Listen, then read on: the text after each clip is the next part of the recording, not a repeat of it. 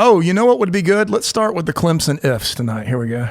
If we can play consistent, if Cade goes down, if Cade can make the jump, if he's going with the flow on the line, if we can lump it all together, if players can work out their kinks, if our running offensive line can create holes for our running back, if we see these progressions that need to happen. So if mistakes, the jitters, all that's gone, if they allow themselves to be mediocre. Troup, Smooch, and the Dog Show. Another new episode is coming up tonight.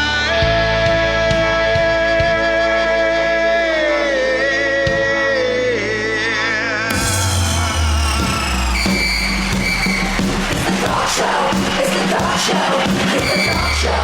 It's the Dog Show. You're listening to the one and only Dog Show. Your hosts, Troup Brinson and Smooch Moncrief.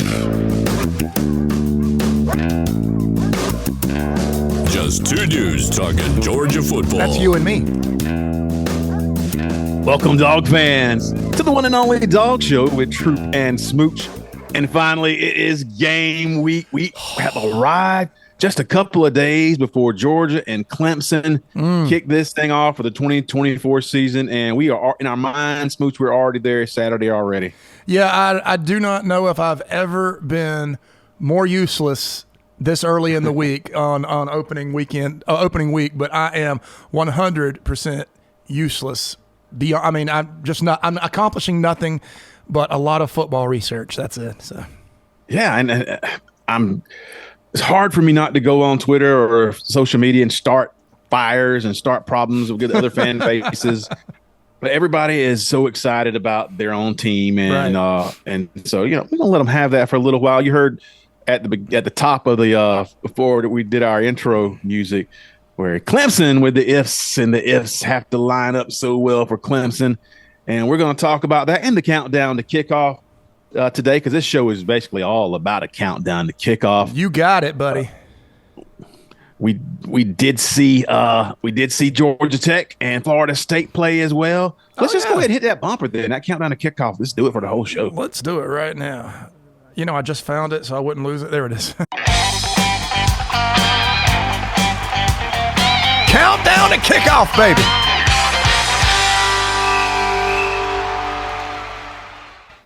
It sounds so perfect. Countdown to kickoff. And Florida State and Georgia Tech had their countdown to kickoff, and they kicked it off last Saturday. And strangely enough, that was the only way that we were going to really watch that game very closely. Right. Was if it was the only game, and it was. And it was weird to root for Georgia Tech, and I just say that because I think a lot of people did, even though it's because they're not worried about Tech whatsoever. Right. But Florida State, again, exposed in the spotlight. The light got bright, and they did not perform well. The worst use of the word unconquered, perhaps, in history. To quote Indigo Montoya, from Princess Bride, you keep using that word. I don't think it means what you think it means.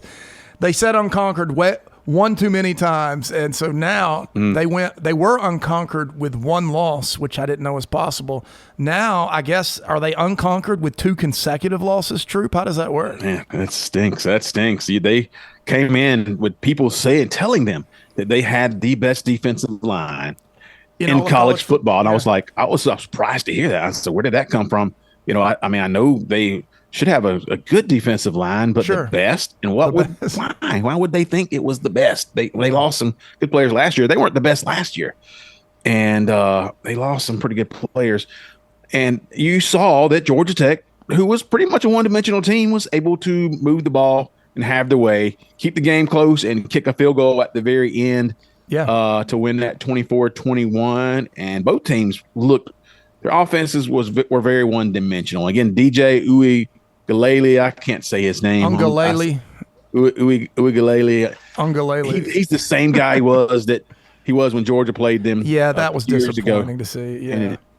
And so he just doesn't have. No, he doesn't have it. I'll tell you the surprising part for me. Of course, Florida State had their first play scripted, and they came out, went right down the field, looked like world beaters. A couple of things. I thought that the celebration from Florida State was a bit over the top. Like you just drove down the field and scored on Georgia Tech. You celebrate with your teammates and get it, but this was they might as well have just beaten Georgia the way they celebrate. And I was like, that might not be a good sign. The other surprising thing to me, Troup Brinson, was that Georgia Tech pushed them around. They bullied them. The tougher team was Georgia Tech. The stronger team was Georgia Tech. They didn't out-scheme Clemson. They bent them over their knee and spanked them. And, by the end of the game, there was no doubt who the more physical team was and who the team who wanted it more was. And as for DJ, like you said, I told you this. I sometimes get frustrated when we keep having to rehash a narrative we know is wrong, this media gaslighting of players. Like, he's never done anything to show he is in any way elite, aside from some impressive tape his senior year of high school. And that's it. But yet we kind of rehash it every year. And now this guy's older than Stetson Bennett was when he played in college, and we're trying to somehow force this upon him. And how many passes did he throw over 8 yards? They're all right there at the line of scrimmage. Yeah. So, and as we move on, we talk more about Clemson. That's kind of the thing that Clemson suffers from, or did last year. Well, they started with the same quarterbacks. They did.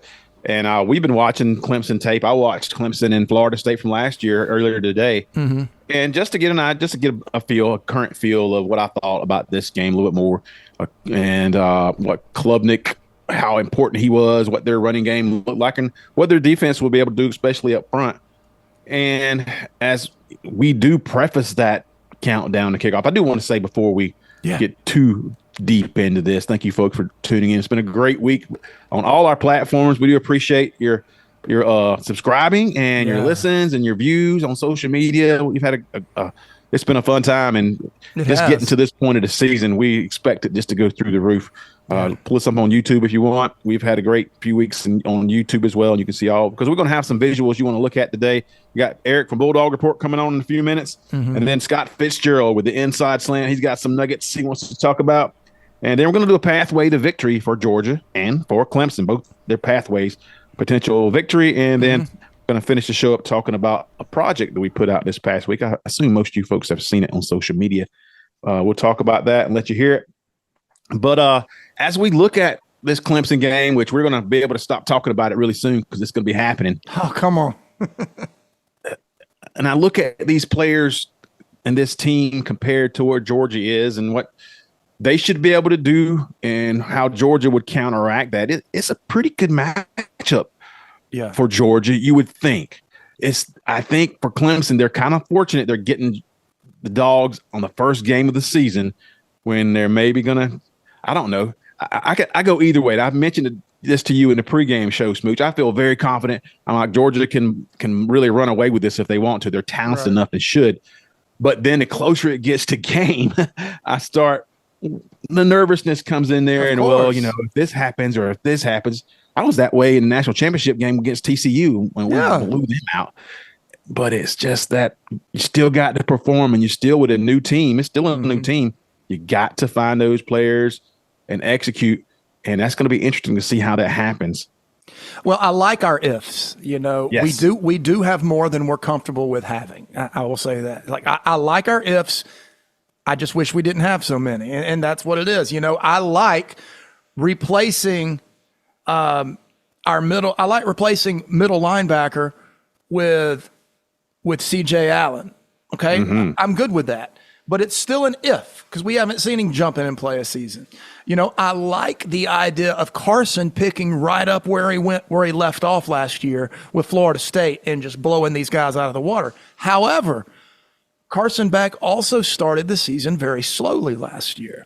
And whether it was the play calling or whether it was Carson or whether it was a combination of the two, remember, they were calling him Captain Checkdown. And we even pulled some receipts from that first couple of weeks of the season. They were like, this Carson Beck, that is not a franchise quarterback. He just throws checkdowns. And that was this huge thing. And so when you put those ifs in, what if Carson does start slow? I mean, how hard is it to lose Brock Bowers? I would imagine it's pretty hard. It's pretty hard when you're losing. And so there are ifs there. And so the idea that we're going to waltz in and roll over these guys, that's what we want to happen. But I say, prepare yourself for moments of greatness and moments of ugliness and moments of nail biting. What do they call it on Locked On Bulldogs? When you need your bucket or whatever it is. Yeah. So the thing that makes me feel most comfortable is even if you accept, if this is true, I don't even know yet, if you accept these defenses are comparable, and they could be. Georgia could have a better defense in some areas. They could have a better defense in a couple areas. I don't know, but they should be at least in the same stratosphere. They should be comparable defenses. You can accept that, but Georgia's offense should be much better, leaps and bounds better, more explosive everywhere on the field than Clemson. Georgia's quarterback is more explosive, has shown to be that, and that's not just he's hoping. Klubnik's got to have those ifs come through. He's got to show it this year. He didn't show it last year, and Beck did. Georgia's running game, even without Roderick Robinson, he's going to be out a few games. He may be out a month or two. Yeah, even without him, and even if ETN is suspended, he may be suspended. Then you still got. You still got Branson Robinson, who's looking great in practice, and you got Nate Frazier, who has been the MVP in fall practice, and Cash Jones as well. Cash Jones. I would say, I didn't mean to interrupt, but if I was a betting man, which we are occasionally, we don't really have that much. We don't really have any inside information, quote unquote. But I would bet on Cash Jones starting this game at running back. It might be his first ever, game one start, and I think that might be what we see. But we're just guessing. Kirby doesn't. I bet Kirby has assistant coaches that don't know, so we're not going to. Yeah. Well, and then it's the difference this year is different playmakers. It's the same guys, but they're in different roles. And so Carson Beck, who could depend on Rosemary Jack Saint and Brock Bowers and Ladd McConkey, he's going to be looking towards Dylan Bell and Dominic Lovett and Oscar Depp a whole lot. Those are, and if he's comfortable with those guys, and what I read today, him and Dylan Bell have spending a lot of time together. So they've really nurtured that. That back shoulder fade they throw to him is insane. Dylan makes great catches, tough catches in traffic. Yeah. And then Arian Smith as well. You got the playmakers, but you got to be able to put it together on, and move the chains periodically on third downs. But I feel great about Georgia's offense, and I obviously much better than Clemson should feel about their offense. I agree. And then if you look at the defense, they've gotten healed up. I was a little bit more worried than I should have been. Looks like Warren Brinson's ready to go. He's ready. He did a commercial today. He's fine. Yeah. Dawkins, of course, is going to play defensive end. It kind of shakes out like this, Smooch. Looks like defensive end is going to be TID. And then with Gabe Harris, I want to see him. He's going to be backing up TID and playing a lot. And then, of course, you got those tackles, Nasir Stackhouse, Kristen Miller, and then maybe Jamal Jarrett. They want him to get in there for a few plays because they could use somebody at that size that's a people mover or that requires a double team. Yeah. And then, of course, you have your other defensive tackle, Christian Miller and Warren Brinson and Jordan Thomas, those guys coming in. And, of course, that outside linebacker. You're going to see a lot of Chaz Chambliss and Damon Wilson, but Michael Williams is slotted to play outside linebacker. He's probably going to still play some defensive end, too. But you'll see a lot of Chaz Chambliss and, of course, Damon Wilson, who's been spectacular in the offseason from what I hear. Yeah, and I think that's the idea behind getting Jamal Jarrett on the field is to free up these. You're talking about a track team that plays linebacker right there. And so when you put Jamal Jarrett, you can't block Jamal. It doesn't matter his technique right now. You can't block him with one person. And so it's going to take two. That means there's somebody not on a backer. When you do that, right. There's a backer running free, and that's the thought behind it on defense. And Smooch, talk about track athletes playing and football players too. So they're not just right. That kind of, or obviously very, very good football players. At your MAC linebacker, you got a combination of Smile Munden and Raylan Wilson, and then at money linebacker, you got a combination of C.J. Allen and Shalon Walker. Yeah. All four of those guys are elite, top level type athletes and playmakers. That's one of the things I'm most excited about seeing those guys, seeing play. And if the defensive line does their job, those fellas are going to be all over the field, sideline to sideline. Looks like the defensive backfield, Smooch, is going to be Janelle Aguero at the star and nickel. And then it could go either way. I think Daniel Harris that's my prediction, is going to get that star at the left cornerback, backed up by Julian Humphrey and probably Ellis Robinson too. And then strong safety is going to be a combination of Dan Jackson, Decory Thomas, and KJ Bolden. We'll see how that shakes out. And then, of course, free safety is going to be Malachi Starks, no doubt there. Your right cornerback, Dalen Everett, backed up again by Ellis Robinson and Julian Humphrey. So it's kind of like those guys have it, and they'll just have to see the game, because practice is one thing. You got to get your snaps. You earn your snaps through practice, but then you earn more playing time when you're put into the fire, and you thrive. I agree. I think the most exciting thing on that defense that we're reading out is Aguero.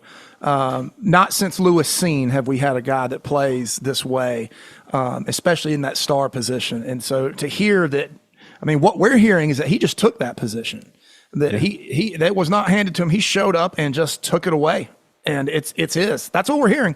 We'll see when the game starts, but that's exciting. And Smooch, this is not normally the way most shows would do this in terms of their predictions, but we are talking about countdown to kickoff. We're going to talk a little bit later on with past the victory for each team, but I would like to go ahead and talk about our predictions real quick before we invite Eric Taylor on with the Bulldawg Report. Yeah, absolutely. I see this going a couple different ways, but I feel like that it's going to be slow going to start off with. Now, Georgia could come out and just go nuts. I just don't see it. I think I think that Clemson's going to try to slow it down and muddy the game up, and it may be close for a while. I do see Georgia limiting what Clemson can do in terms of scoring.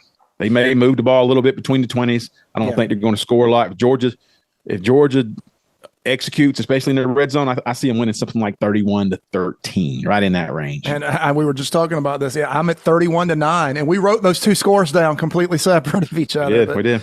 But I'm at 31-9. I think you're exactly right. I think they're going to move the ball in between the 30s a little bit as they figure things out, as Kirby works young guys in. But when you named off, I want you to listen to the guys you named on offense. Now, these are guys that can house a football. Dylan Bell, Dominic Lovett, Oscar Delp, Arian Smith. Those guys can take it to the house. Now talk about ETN, talk about Frazier. Those guys, if with their hand on the ball, can go all the way.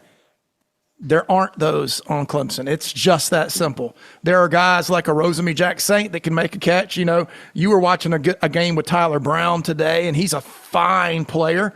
But in terms of, think about if Luther Burden was that other receiver, what we'd be thinking about right now. We're like, oh, this guy could really cause us some headaches. They don't have that guy.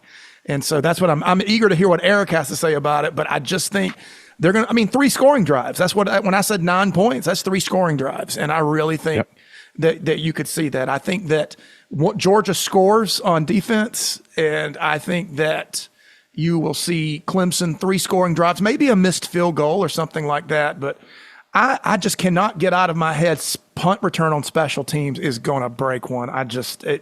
There's just too many young, fast guys, and we've just got some guys that can return kicks now. So, yeah.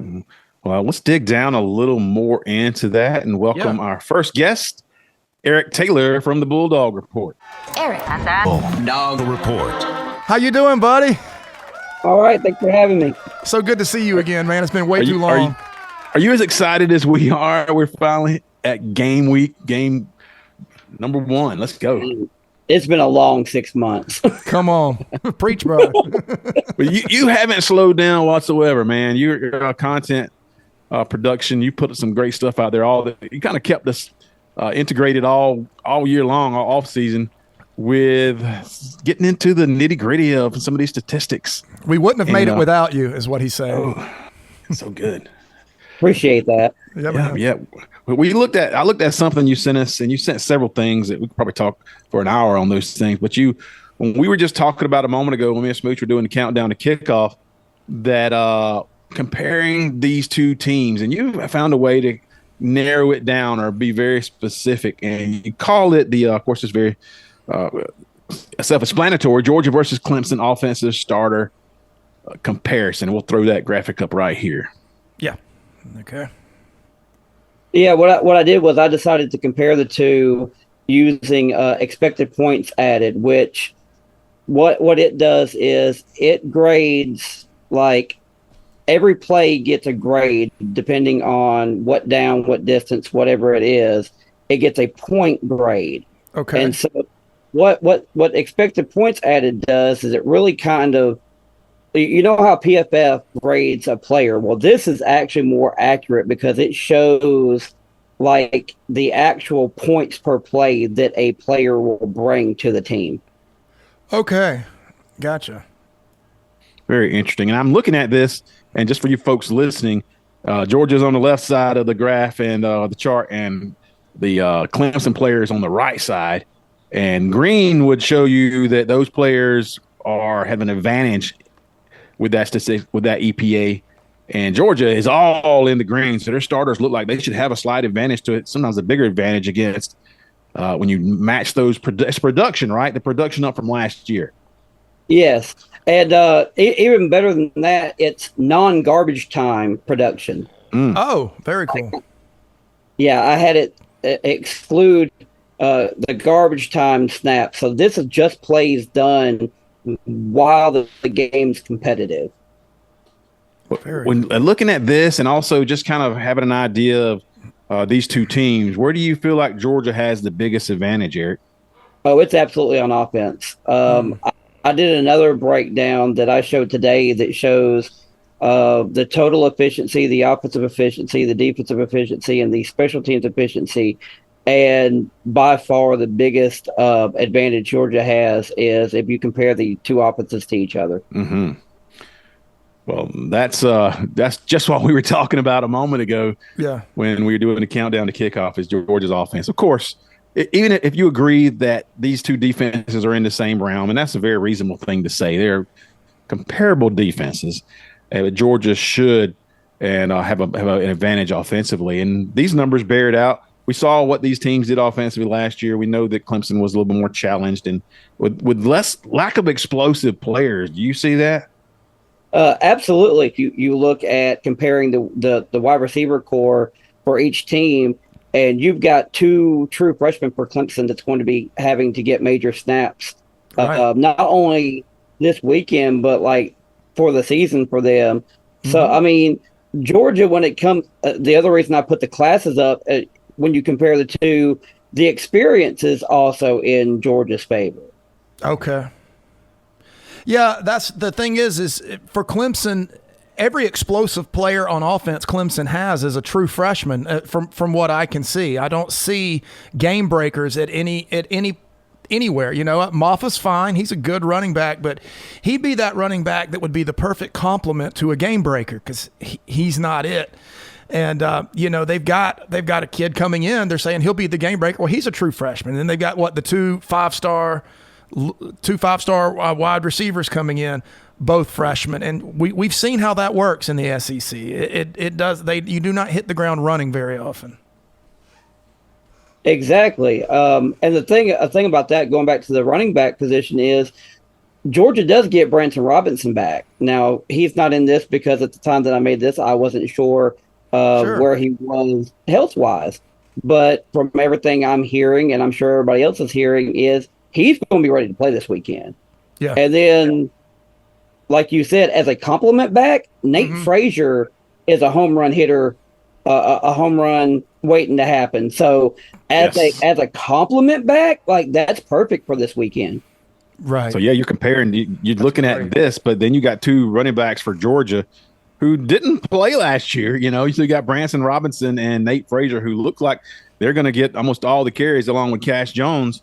But those two backs should carry the load for Georgia offensively. But Smooch was even mentioning that may push Georgia to use their passing game more, maybe use their passing game in a variety of ways because they have some trust in what Carson Beck can do and some of those playmakers who come back as wide receivers and tight ends. Absolutely. And don't forget, speaking of wide receivers, some people don't want to hear this, but Dylan Bell can line up at running back also. Exactly. So, I mean, the running back thing, it shouldn't really be an issue. And like y'all said, the explosive players, Arian Smith, you got Anthony Evans. These guys don't really play a lot, but like you said, they could get a lot of meaningful plays their way this weekend to kind of make up for the lack of depth at running back. I love it. So what do you see as Clemson's greatest strength on offense? On offense? Well, the defense, that's too easy. But yeah, on That's offense, a tough he stumped him. That's where I was going. It's definitely their defense. But Yeah. Or do you see any place where they?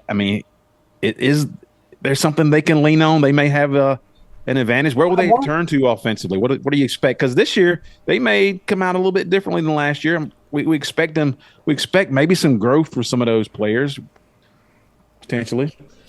I'm thinking maybe it'll be the running game at first, because I'm thinking maybe they know more what they have in their running game over. Like they expect Cade to take the next step, right? But expecting someone to take the next step and them doing that is, I mean, you're also playing the number one team, so That's right. I think maybe they lean on the running game a lot, at least to start. Yeah, and they're comfortable with it. That's a great point, actually. Georgia will be no matter who takes the field at running back, they're going to be figuring out what they have in that person, whether it's a player returning from injury or a freshman or a senior that's never started before. Somebody like that, they're going to be figuring it out. So that's good. Moffa's, he's got experience. So. Yeah, but they really would have benefit to have somebody like Shipley was last year with them, and they still didn't blow the doors off anybody. Of course, last year 4 losses. And their offense was their weakness. So even with Shipley, and they're looking to replace him. And if Moffa, sometimes when you shine the light, it gets too bright. And if you give them a heavier workload, they don't respond the way you would want them to. Maybe he will, but even by their own admission, he's more of a bruiser. He's not the home run hitter. And they need players who can create explosive plays. And that's the reason I think that they can't keep up with Georgia. They could play their A game and still – and if both teams play well, Georgia's still going to have a lot more firepower and a lot more margin for error. Mm-hmm. And that's the advantage. But I think it could be closer to a wash defensively, even though I think Georgia's probably more talented. But offensively, these numbers bear out what we anticipate should happen in this game one. Yeah, it looks great. Yeah, I mean, when it comes to especially like wide receiver depth, like it has to be Georgia that's favored in that.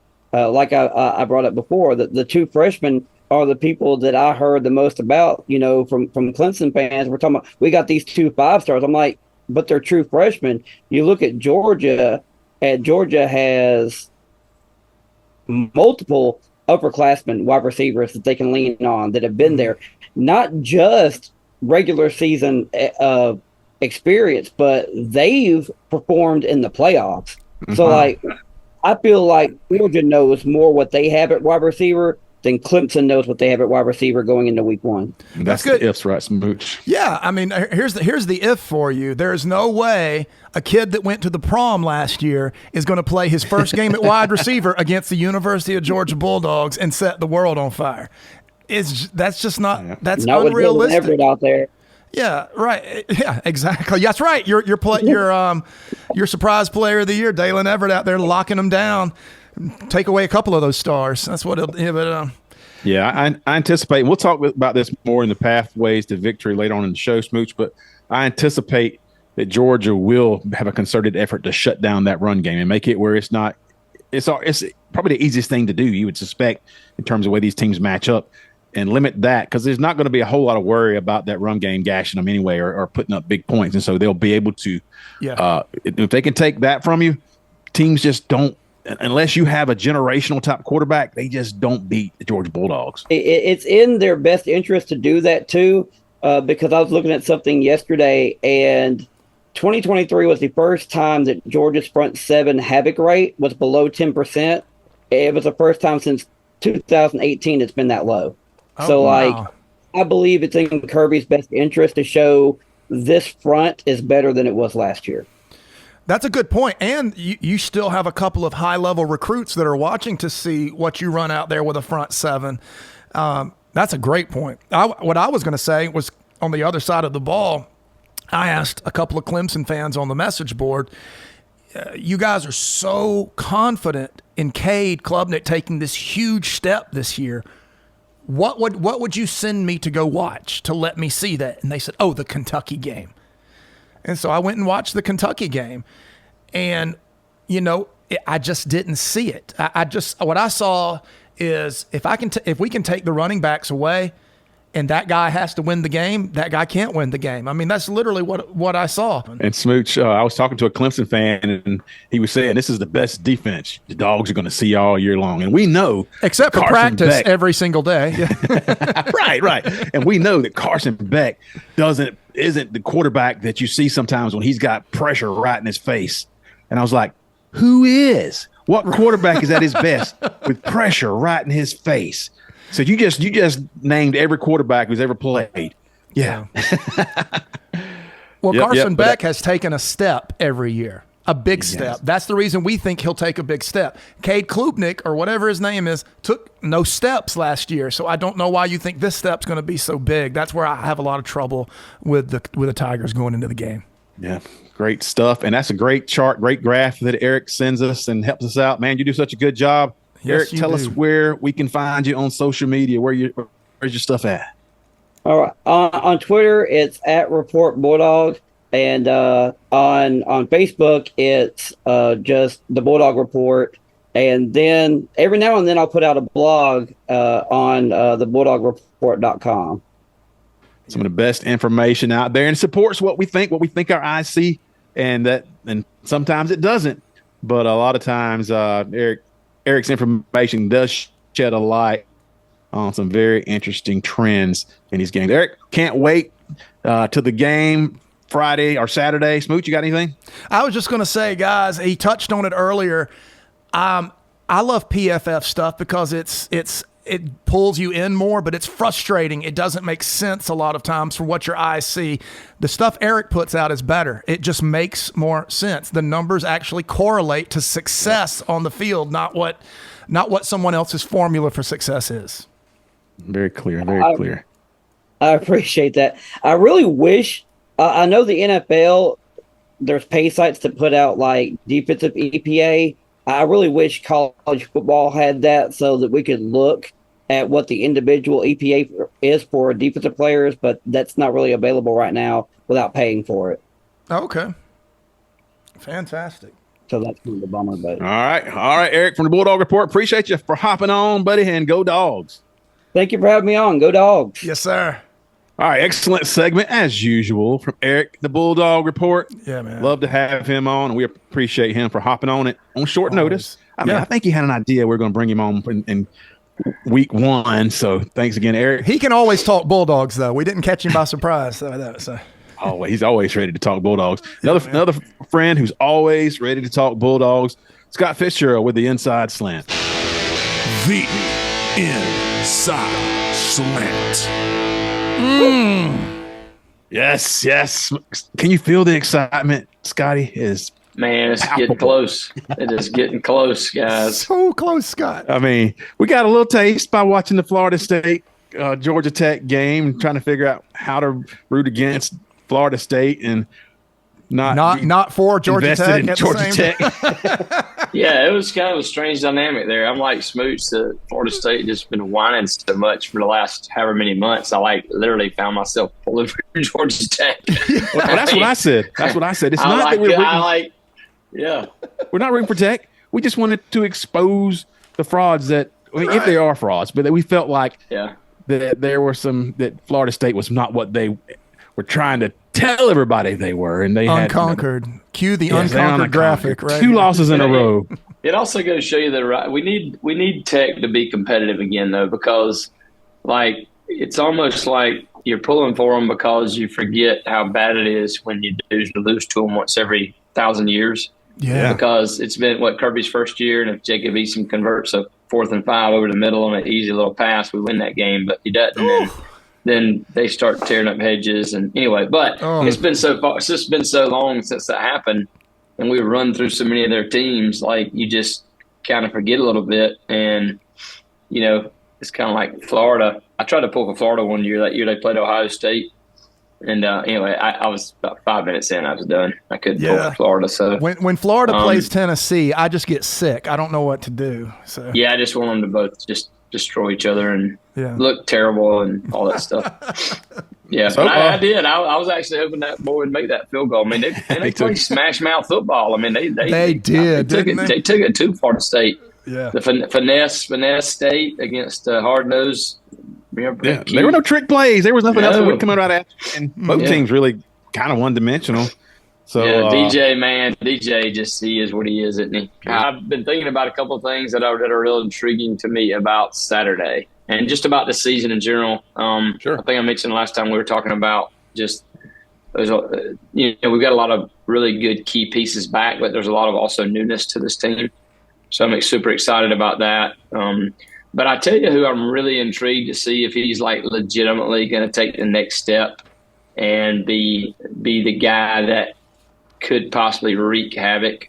And if he is, he'll be a very high draft pick. And he's the type of player we haven't had in a while. And I don't know if y'all got any guesses of who this would be, but it would be kind of cool to see all the publicity he's getting to come to fruition, to have just an havoc, just have a guy on defense that just wreaks havoc, play in and play out, especially on passing downs. But y'all You talking about Michael? I'm talking about Michael. Yeah. He's kind of paid his dues. I think they've probably moved him around to see what his best fit is, and I'm just really intrigued to see if he can get after the passer. Because if we can get after the passer, I think it's going to mask some of our thinness right now on the defensive line that I don't think will be thin down the road if we get everybody back. And I think our linebackers will be able to shine. And I'm not worried about our secondary. Maybe I should be, but I'm not with Malachi back there and the veteran Dan Jackson. And we got some, really good young talent back there. I mean, you got Lassiter and then, Julian, and we got a couple of freshmen that are really good. But I'm just really, really intrigued to see if Michael is going to take that next step, because he's got the ability, but is he really going to be a guy that can take over a football game? And I don't think we've had one since Aziz Ojulari, right? Ojulari. Aziz Ojulari. He could take over a football game. Yeah. He could take over a football game, and I don't think we've had a guy like that since then. No, and I think this sounds crazy because he's nowhere near the player right now. He's more talented than Aziz. Yeah. You've just got to put it all together in an injury-free season, and sky's the limit. I mean, I think he's the most talented player in all of college football. Now, that doesn't mean anything. That might not even mean he gets drafted. I'm just saying, I think he's the most talented player in college football. I think if he puts it together, there's no reason to think he won't. But he is the type of player that when he's on the field, you have the other 6 of your front 7 are 8% better just because he's out there, because of what he can draw to his side. Jalen Carter. It's kind of like back when we had David Pollock, on the edge. I know it was a long time ago, but it's like when another team, when another offensive coordinator has to say, guys, no matter what we do, we got to find out where that guy is on every play. That it makes it's a nightmare for an OC to have a guy like that on the field. It really is. Yeah. Because you're worried about double teaming him. You're worried about stuff you can run to his side, can't run to his side. I mean, it makes you think. So it'd be a big deal if he could really wreak havoc on, Klubnik and do his thing. And maybe he just needed to be put in a spot where he could shine. I mean, that's the thing. Sometimes it takes a little while. So they had him in like a Trayvon role, and now they're doing something different. Will he take more snaps at end or outside linebacker, or will it not be? Right. Will it just be a wash? Or will they move him around and stand him up like the really, really versatile players can do? I mean, he's not built like Trayvon, right? So, I mean, he's not. I mean, he's just not. So, the really, really versatile guys. Who's the guy that we had a few years ago that we literally could put back at star? It wasn't Adam Anderson, was it? No, he's playing for the Falcons now. Floyd. Yeah, I mean, Leonard just Floyd. Guys like that where literally you can line them up in the middle, on the outside. They can play linebacker. I mean, that's a nightmare for OC. So to me, he's more that kind of player. Agreed. So it'll be interesting to see, kind of what they do with him. And the other thing that intrigues me is, I was thinking about this today. What does it take? I mean, it takes a lot of things to win a national title, right? We've got. I would have to say the most quality depth in all of college football. I know Ohio State spent $20 million on the roster, and they're loaded. But a lot of that's new talent. I don't know how deep they are in certain spots, but I know we're deep and battle tested, and the way we practice, our second and thirds get more reps than anybody else in the country, so that they are ready and they're not as green when they do have to go in. And not even that, is like when games get maybe not as a super blowout, but it's kind of a quasi blowout. A lot of coaches still won't put in those backups because they're still a little anxious. Yeah. But we don't mind throwing those guys in because they're ready. So I think that, and number 15, that is Carson's number, right? Yeah. Yes, as of right now. He is going to lead us to get another one of these, baby. Oh, look at that! Come on, there it is. Yeah. Flash in the ring, Scott. That's the one from LA. So it's a big one. Wow. That was just funny. I had to put that on for that. But Carson Beck, to me, is the best quarterback in college football. And if you look at, the last few years, you cannot win without a guy playing elite at a quarterback position. Right. And he has got all the tools. He's very cerebral. I think more so than people realize. I think having him there now, and he's just ready to take that step. I think that if that same Alabama game happens in the Mercedes-Benz, that happened this last December, even with Bowers and McConkey down, I think now he'd find a way to win that game. I agree. I really do. So I think that's a huge deal. So biggest things for me, Mykal Williams, and then I think Carson Beck. Does that mean he's going to be perfect? Probably not, but I think he's better than anybody else out there. Love it. Yeah. What so are you that's hearing? kind of Go ahead, Troup.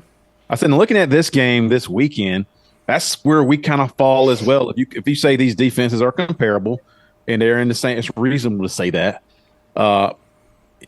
You would have to say offensively, Klubnik hasn't thus far proven to be anywhere near the quarterback Carson Beck has already shown. Even though both of these guys in their second year starting, Klubnik hasn't shown the ability to be explosive. And Beck looks like an NFL quarterback. Now, things can change, but I think Georgia should feel much more comfortable. Georgia fans should feel more comfortable that they have the more explosive players and a quarterback like Beck who knows how to get his playmakers the ball downfield. Yeah, not even just downfield, because they have just at looking at Georgia's running backs, they're going to be able to get those guys the ball in space. They can do some special things. Yeah. Yeah, I think with the offense. So I think the offensive line our offensive line, as good as it is, should be able to neutralize their defensive front. And I think that's probably where they're most talented. They got good linebackers too, but I just think the depth and the way we play, as Smooch calls it, like we take people out and drown them. Yeah. They don't even know that they're going to drown later. But just the type of ball we play, I think we'll if we don't turn it over, we'll wear them down, and I think it will really, really favor us.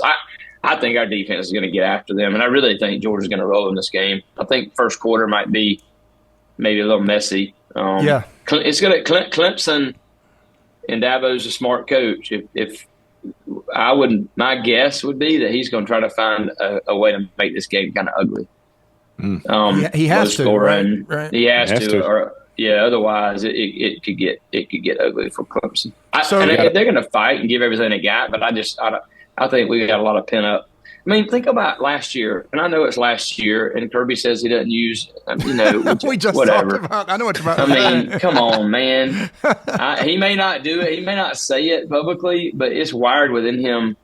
And the fact that we didn't lose a regular season game in 2 years, and that we lose to Bama, in the last couple of minutes with a bunch of people banged up on a couple of controversial calls that everybody seems to forget about, which I'm glad. I'm glad we don't cry about that kind of stuff. Yeah. But the fact of the matter is, we didn't even have the ability to make an argument that we should have been in the playoffs. Right. And let's not forget that 1 year before that, Saban was arguing to get in the playoff with 2 losses. 1 year before. No, the media was having none of it because they didn't want any part of the trifecta. Yeah. So I just think we're going to be hell bent, and Clemson's just going to be the one that's going to pay the price for it on Saturday. You got a score prediction there, Scott? Thought about that at all? I'd say 34-10. Oh my gosh! He was right in line with us. So I am. Oh really? Yeah, I'm 31-9, and Troup is 31-13, and those were all three of those were without awesome. any. That's crazy. Yeah. I crazy. got one more question. This is just for me because I've been a huge fan of this kid. I saw this kid play in high school, and I'm just enamored. What are you hearing about Janelle Aguero? Sounds like he might be starting at the star position. I know he can lay the lumber. Man. What about pass coverage? Yeah, he's a monster. I don't know. We're gonna find out Saturday. I think that he's that kind of guy that you got to get him on the field and see what he can do because he's we got him and Mapimba. I mean, we got a lot of young guys that a couple of years ago that they were highly recruited that have been just kind of waiting their turn. So that's what I meant about the newness of some of the guys that were so highly heralded the last couple of years. And that are kind of going to try to find their way on the field now. I want to see Gabe Harrison, David Wilson out there. David Wilson, man. David you Wilson. Think about the depth, like you mentioned at linebacker, where you could have these four guys to pick from, any two. You got Raylan Wilson, Smile Munden, C.J. Allen, and Jalen Walker. Those are all four elite athletes. And people wonder why Marvin Jones transferred. By the way, would he have like one hurry and a tackle or something? It was a cute effort against Tech. Yes, it was. Hey, and think about, and that's why these other guys, Jamon Jumas Johnson, a great, he's an NFL player. I mean, had transferred. The guy went to Bama. I mean, guys coming in, it's like we're not going to see the field anymore. Right. I mean, think about the reps that C.J. Allen, and I know one of them probably cost us. He made a big mistake in that Bama game that hurt us. The other backer, Raylan. Raylan. But you think about the reps. He'll probably never make that mistake again in his life. Right. But the reps they got as freshmen, and then throw in, like you said, Munden and these other guys. I mean, Walker just loaded for bear. That's why if we can just up front hold our own, I mean, we don't even have to wreak a ton of havoc. And then you throw in Mikael Williams, if he's able to wreak havoc, all right, man. Our defense could be really fun to watch. Well, even Dawkins is a player at defensive end. If he's healthy, is a very good player that nobody really has noticed yet. TID he was a 5-star. TID, yeah. Very, very good players, and health is going to play a big part in it. But again, that's why when you get to these games that matter, and health is always going to matter. And Georgia's got another player who's ready to play because that's what Kirby Smart, that's his philosophy. He's going to get these players in, get them snaps, and get them acclimated and integrated in what they do. Right. And the thing another thing that'll be interesting to see is if we know Roderick's out and, I don't know if ETN's going to play or not. Let's just say he doesn't. So that leaves you with Branson, and that leaves you with Nate Frazier, Cash Jones.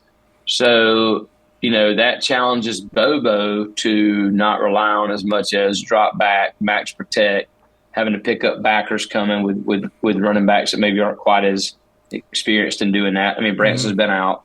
Frazier's, freshman. Cash, he's not a stature guy.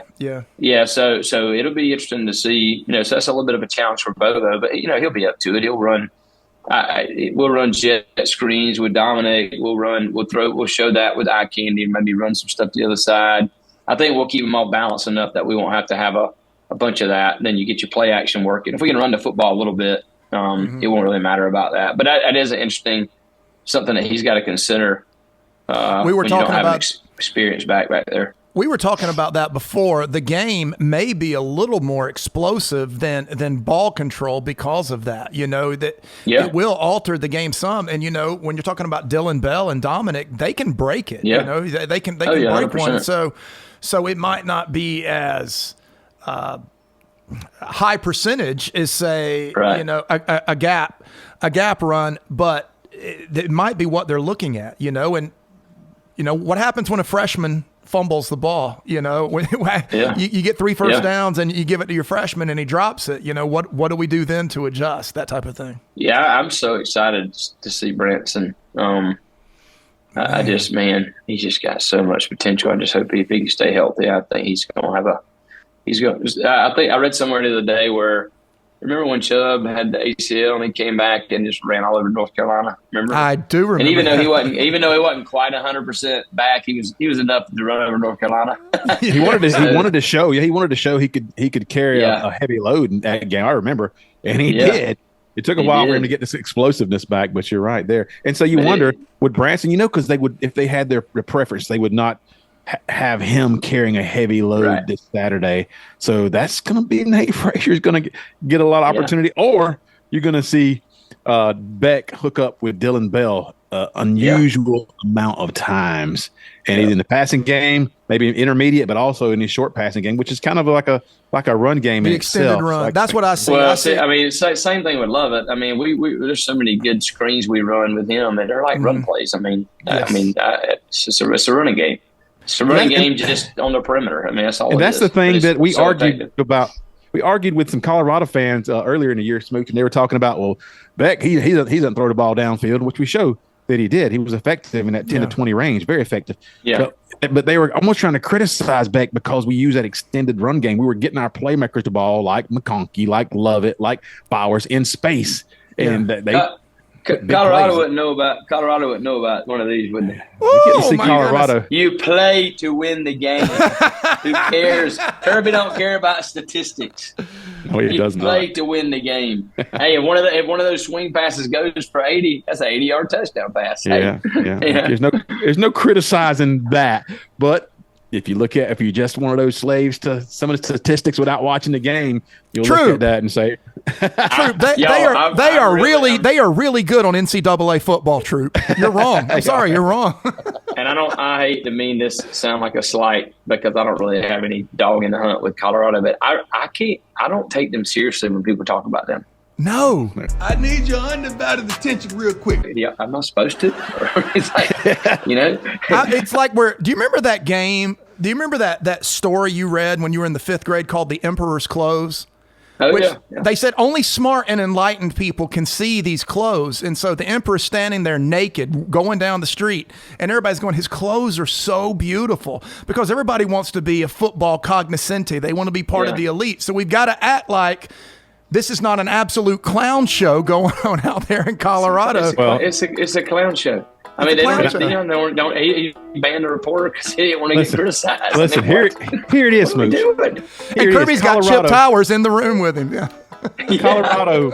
The story with Colorado is akin to the story with USC's defense. It's not real. There's no reality. There it is. Preach it, things. Hey, I will have to give it to Dion, though. I read that story about they sought out one of their staff members sought out the Saudi fund that's back in Live to get some NIL money. I'm like, hey, that's pretty damn smart. Yeah. That's pretty smart. Hey, if you're gonna go for it, go for it, right? Yeah, swing for the fence, I guess. Yeah, clown show. So Scott is picking the dogs to win. A little hot take, and we all obviously got the high hopes for this season. Oh, I'm so ready. The Kirby Smart era is not slowing down. You can hear there are some people who would say silly things like that. I don't know why they would. Georgia's lost one game in the regular season, or not in regular season. They lost one game in the last 30. No, listen, they've lost 2 games in the last president. Let's just say it that way. Yeah. We can't wait. And all the talking season is coming to a close. We'll tune in Thursday night and watch Colorado and North Dakota State. That's a losable game for them, by the way. It's a losable game. Those guys can play. Yep. We can't wait. Scott, thank you so much for jumping on. Yeah, man. Thanks for having me on. You got it, buddy. Stuff, buddy. All right, let me get him out of here. Go Dogs. Go Dogs! The Inside Slant. All right, Scott. With the Inside Slant, it's just good talking football with him. Such a good football Georgia fan. And me and Scott have been going to football games for a long time. In fact, I went to my very first Georgia game with Scott back in the Eric Zier days. So those were good days, Troup. And there's a path to victory for both teams. I feel like as Georgia fans, we feel like we know what our path to victory is. Just don't turn the ball over. Yeah. And be aggressive. And if you do that, if Georgia does those 2 things, they're going to have a good chance to win every game against every team they play. Yes. If Georgia doesn't turn the ball over Saturday, they do not lose the game. It is that simple. It's going to take turnovers for Georgia to get itself somewhere it doesn't want to be. Yeah. And Georgia can win the game explosively. They can put up 40-plus points, which they've averaged doing, but Clemson's got a good defense and a good coaching staff. But they don't have to. Georgia can win the game 20-6 or something like that, because Georgia's defense is every bit as good as Clemson's, probably better. We think it's better. But Clemson has a much narrower path to victory, it feels, Smooch. It feels like Scott touched on it. They're going to need to muddy it up and keep it a low-scoring game. They don't want it going back and forth. They want to limit the possessions that Georgia has. Now, if they can do that, that's great. I don't know if they can do it. Klubnik is going to have to convert some third downs, and they're going to have to stay ahead of the chains. If they get in third down and 11, third down and 9, big problems, because Georgia will make you pay for that. They're going to have to stay ahead of that and move the chains and control the clock, I feel like, to win like a game, like a 24-21 type game. This is their path to me to victory. Yeah, I think you're right. I think they have to make it ugly, but here's the problem with making it ugly. If you make it ugly, you're going to want to get down and slog with the Dogs. We saw in the Kentucky game last year against the Dogs, and we saw in the Ole Miss game when people were picking Ole Miss to come in to upset the Dogs. We saw it in both places. When they tried to elevate their intensity to Georgia's level, they got very sloppy from a penalty perspective. Yes. They started just stupid penalties. They had personal foul after personal foul, pass interference, because what they were trying to do is match Georgia's intensity. And the only way they knew to do that was to play stupid. Shenanigans always follow the emotions. That's right. That's beautiful, Troup. Shenanigans always follow the emotions. And so you have to make it ugly and a slog, but you have to keep your head about you, Clemson. You have to stay in your game. You have to understand Georgia's going to they're going to break one here. They're going to break one there. You've got to stay disciplined. You got to stick to your game plan and be willing to win 13-12 or 17-9, whatever it is. That's the Clemson path to victory is clean and dirty, but without at the same time, stupid mistakes. Yep. And they need Georgia to lose that turnover battle by, I would say, 2. And if one of them turns into points, a pick 6 or something like that, all the better. I think they're going to need that because Georgia's just more explosive, and Georgia has explosive running backs as well. Yeah. And Georgia is solid, if not spectacular, elite, everywhere on the field. So you're not going to have a big advantage. So you're going to have to play that. It's going to be a game with a small margin of error. You're going to have to play your best football in the first game of the season without the feeling like you can just, have a 3-play scoring drive.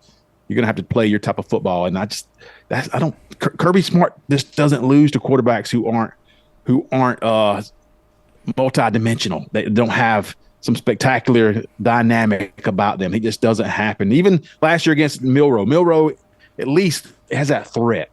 Yeah. With the legs, the big, afraid of those legs and what he can do off platform or off, when he has to run the ball and create extra time because Georgia's getting after you. And then he can make those on the field passes too. He can be explosive in the air. And there's not many quarterbacks who can do it. But if you can do it, you might have a better chance to beat Georgia. And historically, over the past few years, that's the only way to beat the Dogs. Yeah. You can't. Clemson doesn't have the players to rely on one player to win the game. Yep. If that makes any sense. If you're playing Clemson with Trevor Lawrence can win that game, right? That's the type of player he was. Clemson does not have the players to rely on one player to win the game. And when you think about it this way, I want you to think about the Georgia defense that Cade and those young receivers are going up against. I don't even want to say weakest, but the less dominant player on that entire defense is Dan Jackson, who started and won the national championship for the Georgia Bulldogs against the Alabama Crimson Tide. That is probably I don't even want to say weakest link. That's probably the least long-term NFL prospect that the Dogs have on their defense Saturday. I knew that when we did this show, we were going to be a lot of things that we just continue to beat on and say, because the countdown to kickoff and our path to victory and what we feel like both teams' weaknesses are, they're very similar. Yeah. But Georgia feels good. Clemson feels good. But Georgia is Georgia for a reason, and Clemson finished 6th in the ACC last year for a reason.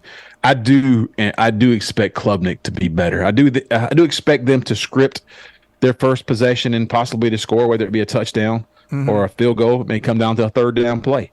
But Georgia should play with their hair on fire defensively. I expect that because a team like Clemson doesn't present the same risk in terms of beating you over the top or big explosive plays. And I don't think Kirby's the type coach any longer. Maybe he was at one point, who is that risk averse where he's like, well, they can't, only way they can beat us is if they hit a 70-yarder. They can't beat us if we make them earn their way. I think that Georgia's good enough to be able to take any risk they want, but to have the quality of player that they'll cover it up if somebody does make a mistake.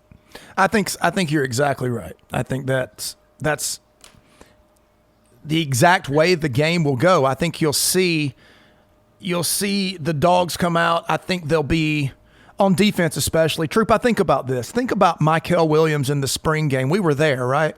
We were there when he rushed, got a bull rush on the lineman. The lineman got just enough of him to keep him off the quarterback. So he stops, plants his feet, jumps up, bats down a Carson Beck pass, and intercepts it.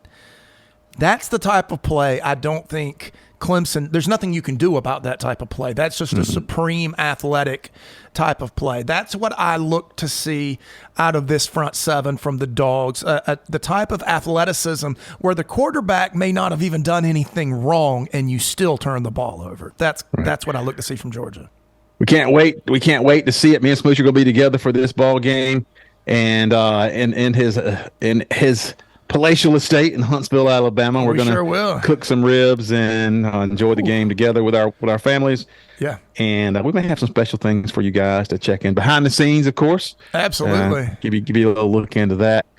Headed towards Clemson in Georgia, but we want to show you something, and I think all of our fans at this point, Smooch, have already seen the project we've been working on. Yeah. Tell us about it. Yeah, so you and I began talking a little over a year ago. I'd always had this fantasy even to do an electric guitar led version of Glory, you know.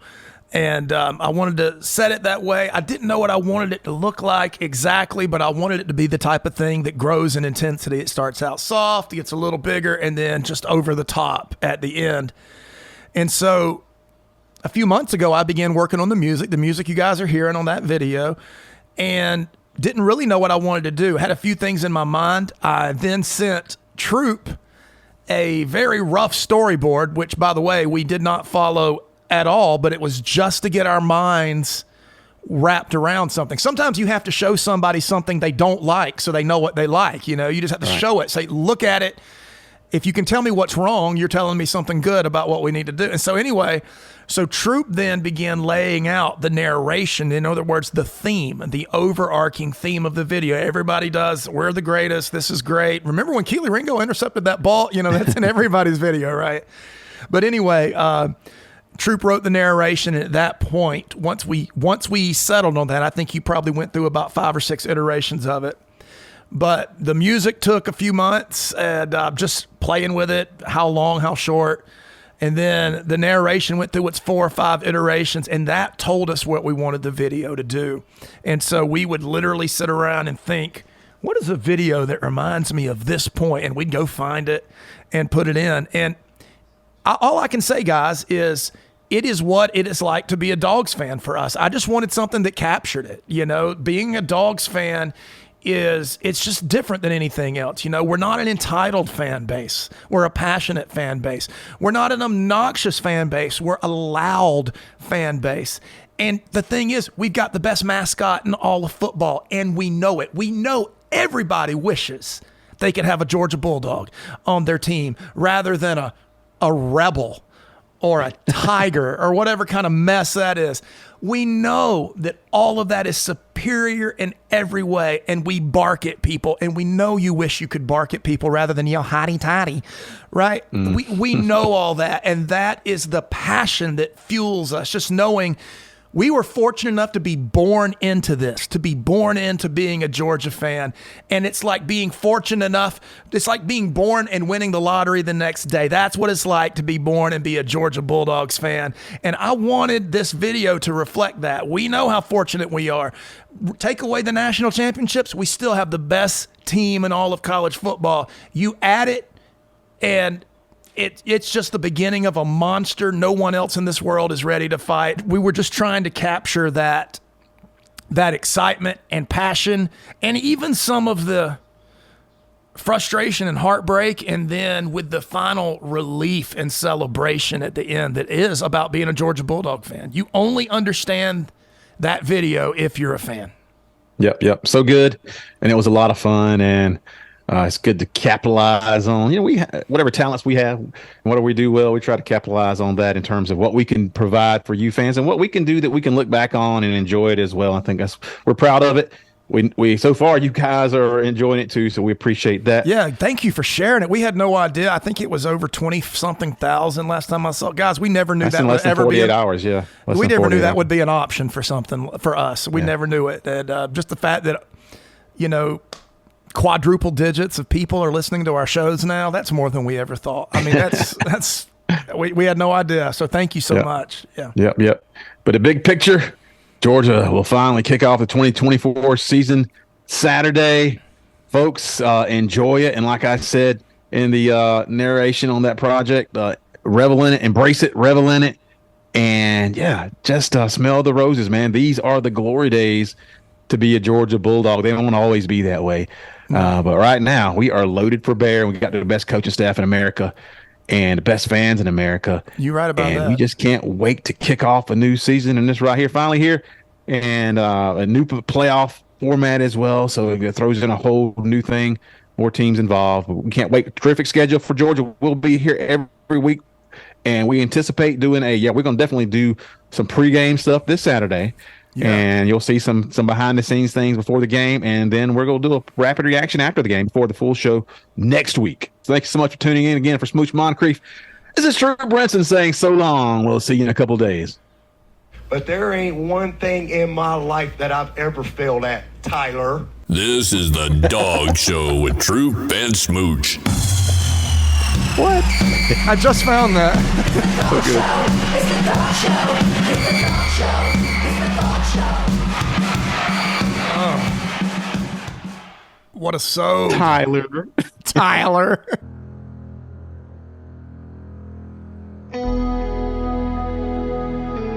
Dog fans, it's game week. A long offseason is in the books, and the season opener against Clemson is just days away. So what gets you stirred up on the precipice of an upcoming season? Do you watch old Georgia clips and listen to iconic calls of great moments in Georgia history? Does Herschel running over Bill Bates, or Kevin Butler kicking one a mile, or David Green finding Michael Johnson in the corner of the end zone get your emotions flowing? The once good old days have given way to the Kirby Smart era, and we are living in the days of glory for a Georgia fan. Kirby Smart, passionate letterman, driven head coach with focused determination towards one unifying program goal, excellence. He motivates with energy and belief. Mantras from keep chopping, keeping the main thing, to either you're elite or you're not. To burn the boats to 1 + 1 = 3, to eating off the floor. Better never rest, and we can assume nothing. Elite coaching, elite talent, a culture that demands attention to detail and excellence. Georgia football. The Dogs set the standard. 29 straight wins, 3 consecutive undefeated regular seasons, 42 out of 44 wins, and 2 national championships. Nobody does it better. These are the good old days. Embrace them. Revel in them. Remind our rivals who they must go through to reach that level.